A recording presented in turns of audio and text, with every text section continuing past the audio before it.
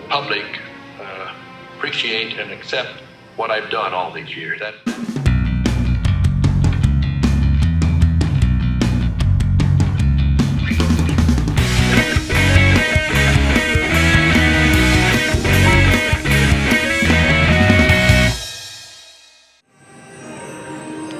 Aspects of this park, such as themed merchandise, and how the name of this park is always going to be. All the designs. Walt's expanding ideas for what you want Disneyland to be. I'll read your website and started to search for the right location to build this theme park. Two site plans by Mark Davis. Designs in the field. For a 50-acre park running inside. On display is the first site plan specifically drawn from the nine location by Mark Davis. As well as the first plan that has been located to place the entrance. Famously included in the picture of Walt Disney to potential investors. What was this? His apartment. Same weekend. This is a replica of his apartment in the park.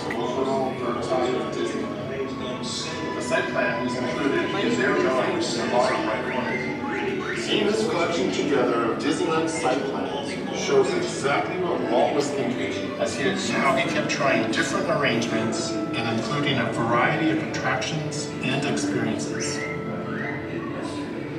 This is a real illustration of what Walt meant when he said, "As long as there is imagination left in the world, Disneyland will never be completed."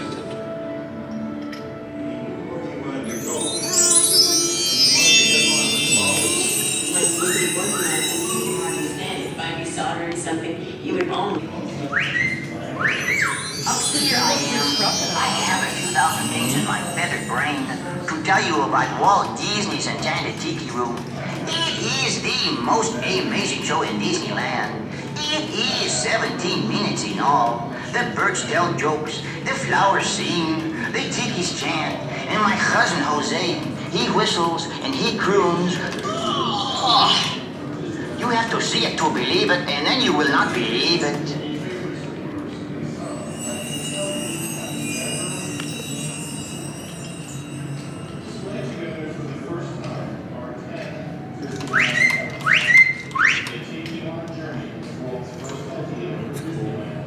Oh, the singing flowers right there. Tiki.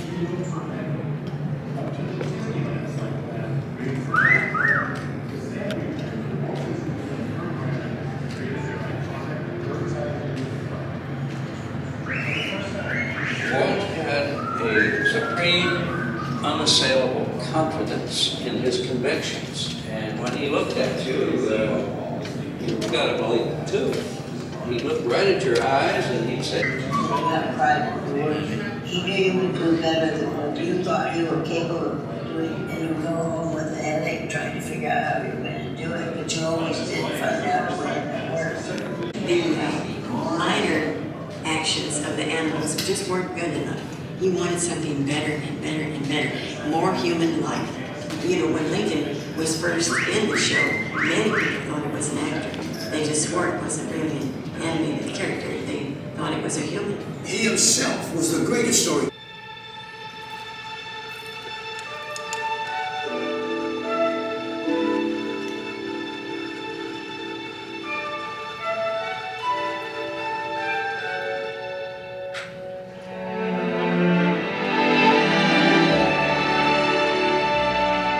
They say that Hollywood is a town built on dreams, and one of its greatest dreamers was Walt Disney.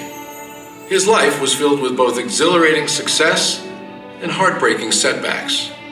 But he never gave up. He just kept moving toward that great big, beautiful tomorrow. The story of Walt's life is truly a magical one, and no one could tell it quite like Walt himself. My dad worked as a carpenter in the World's Fair building. He eventually ended up in Chicago as a contractor, and he was doing that when I was born, December 1901. But my dad made some money as a contractor, and he wanted to get back to the farm. They finally ended up buying this farm in Marceline, Missouri, and it was a beautiful farm. But was not the kind of farm to make a living on. Things got pretty tough on the farm when my dad had a sickness. So my dad sold the farm, took the money, and went to Kansas City. And my dad bought this Kansas City Star route. And they gave me a route. I was about 9 or 10 when I started that. Winter, we'd go out at 3:30 in the morning right after a blizzard, or in a blizzard, or in pouring rain. It didn't matter. I did that for 6 years. It was tough. The constant hardship took a heavy toll on the Disney family. One by one, the children began to leave home. Then one day, Walt woke up to find his best friend, his brother Roy, had gone as well. So Walt did something that he would do throughout his life when things got tough. He took a chance. My brother had joined the Navy, so I wanted to join it. Well, I was still a year too young. I was 16.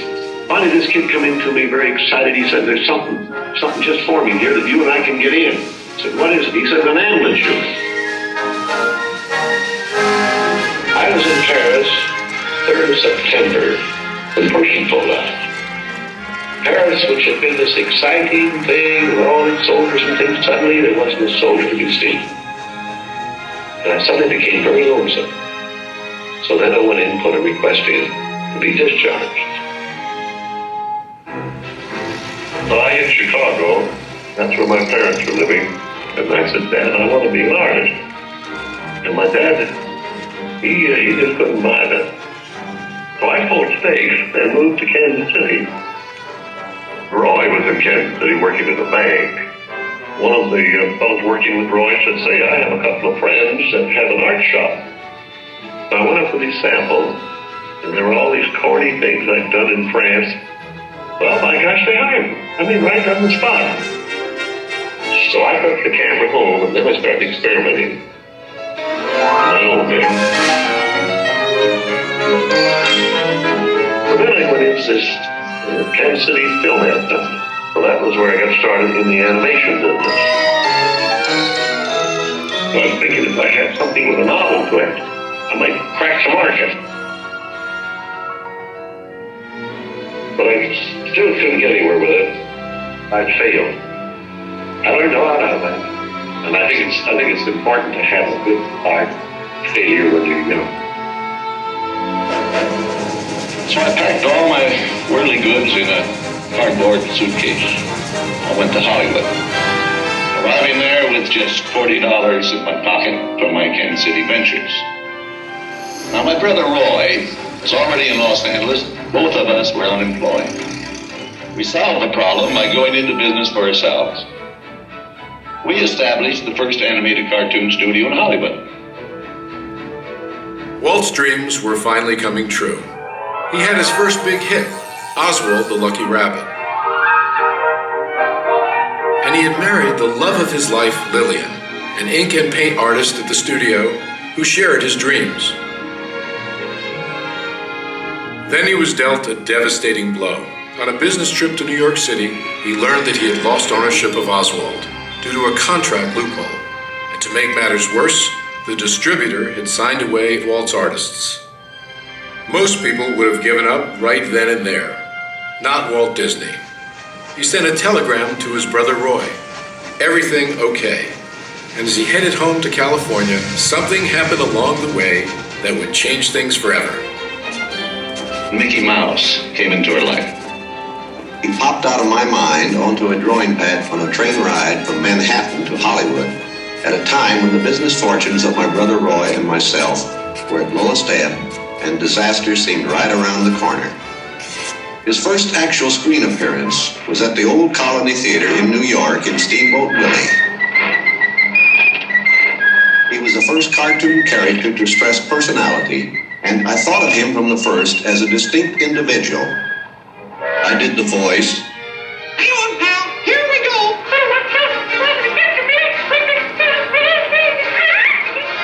Mickey was simply a little personality assigned to the purposes of laughter.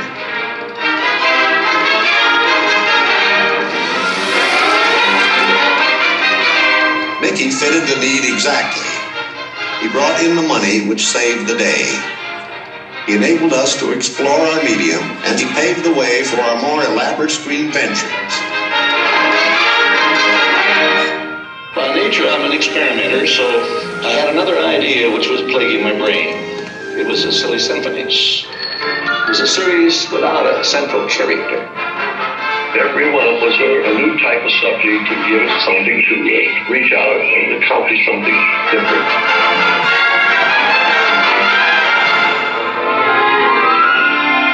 Then we started distributing both Mickey Mouse and the Silly Symphonies.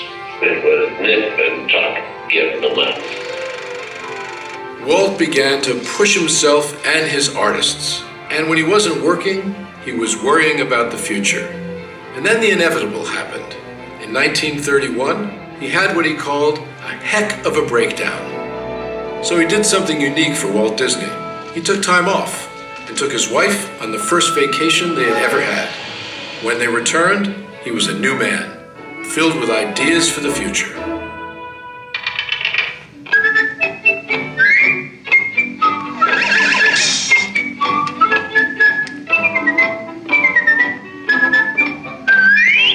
Handwriting on the wall there, because a short subject is just a filler on any program. Now, if I could crack the feature field, then I could do things. I had done a little story research on different fairy tales I might do, and Snow White was one of them. I thought it was the perfect story. I had the heavy... It's a magic wishing apple. Now, make a wish. I had the prince and the girl, the romance. I had the sympathetic dwarfs and things. We started Snow White sometime late 35. It was around 2 years in the making. We had the family fortune. We had everything wrapped up in Snow White. In fact, the banker, I think, was losing more sleep than I was. We had a big premiere at the Carthy Circle Theater. Big, grand Hollywood premiere. All of Hollywood brass turned out for a cartoon.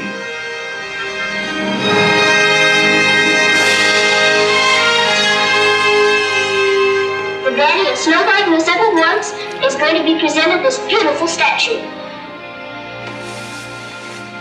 Isn't it great, Mr. Amos? Oh, it's beautiful. Aren't you proud of it, Mr. Disney? Well, I'm so proud, I think I'll bust. With the profits of Snow White, I built a studio.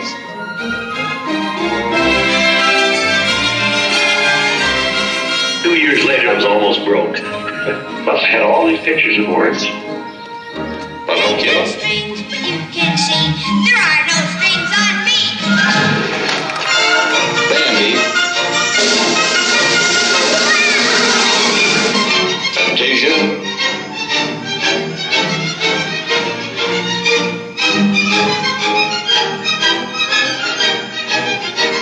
That was when the war came. The whole world was collapsing then. So many of my boys went into the service. So I just practically stopped my feature production. That's all I could do.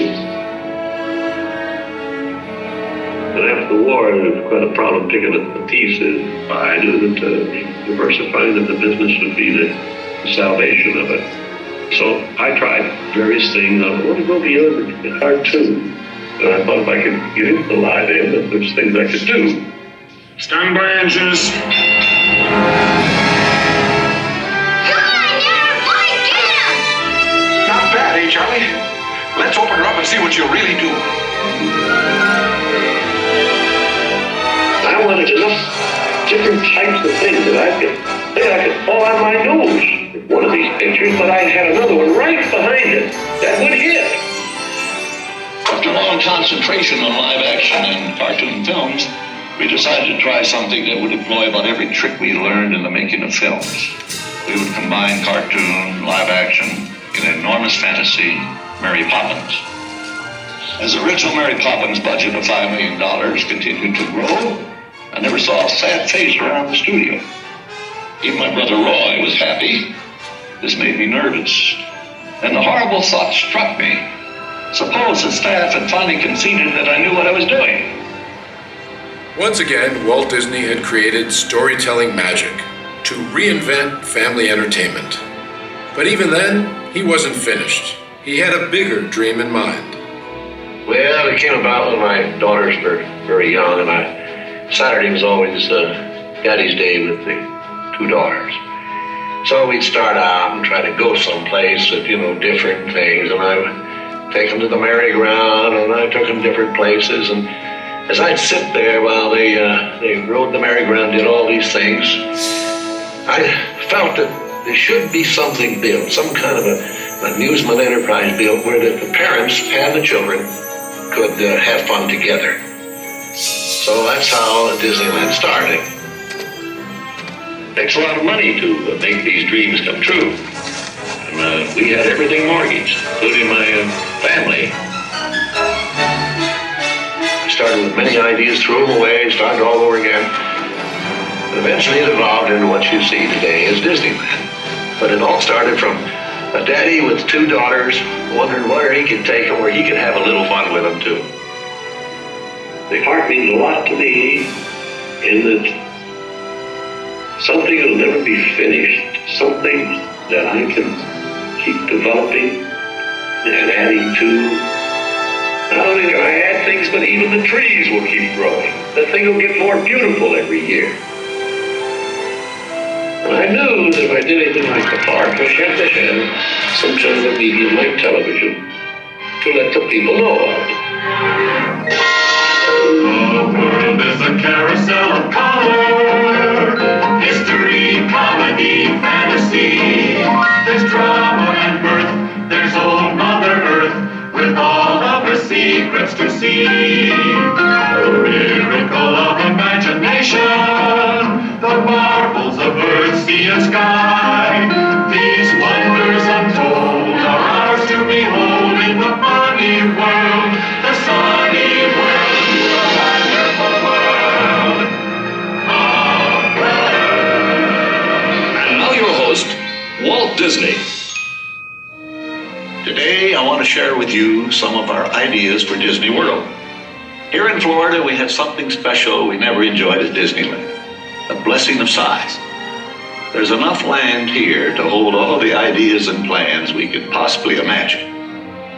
We know what our goals are, we know what we hope to accomplish, and believe me, it's the most exciting and challenging assignment we've ever tackled at Walt Disney Productions. Throughout his storied career, Walt never gave up, despite the many challenges along the way. For his visionary work, he received hundreds of awards from all corners of the globe, more Academy Awards than any individual in history, and the Presidential Medal of Freedom for a lifetime of inspiring others.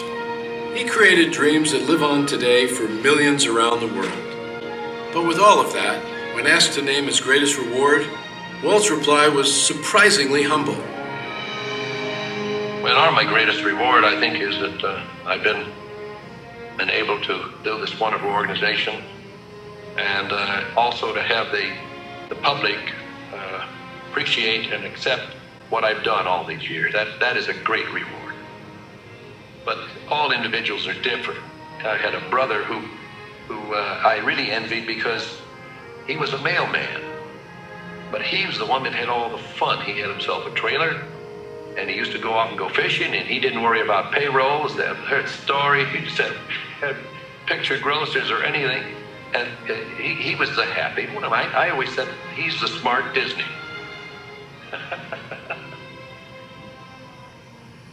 I was stumped one day when the little boy asked, "Do you draw Mickey Mouse?" And I had to admit I do not draw anymore. Well, then you think up all the jokes and ideas. No, I said, I don't do that. Finally, he looked at me and said, "Mr. Disney, just what do you do?" Well, I said, sometimes I think of myself as a little bee. I go from one area of the studio to another and gather pollen and sort of stimulate everybody. I guess that's the job I do. There's a lot of satisfaction in developing ideas into realities, but there's really no secret about our approach. We keep moving forward, opening up new doors, doing new things, because we're curious. And curiosity keeps leading us down new paths. We're always exploring and experimenting. We're interested in doing things that are fun in bringing pleasure and especially laughter to people. But I only hope that we never lose sight of one thing. It was all started by a mouse. Like a bolt out of the blue, 8 steps